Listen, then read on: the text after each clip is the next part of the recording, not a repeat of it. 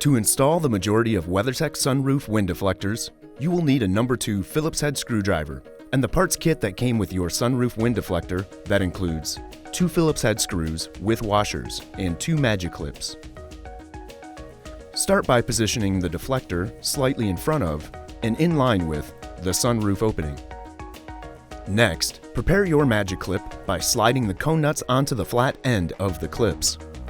Then, hook your first Magiclip to the metal lip of the sunroof opening in a position that corresponds to the deflector's mounting hole position. It may be necessary to adjust the deflector's position in order to align the deflector hole with the Magiclip. Then, insert the first screw through the top of the washer and the first deflector hole. Hold the Magiclip in position while applying downward pressure and threading the screw clockwise into the cone nut. Repeat these steps on the other side of the deflector. Make sure the deflector's rubber gasket rests fully on the roof, does not slip into the sunroof opening, and does not obstruct the sunroof track. Check that the deflector is straight and properly oriented. Tighten both screws until the rubber gasket meets the roof. Please note, downward pressure will flex the deflector to the shape of the roof. Do not over-tighten.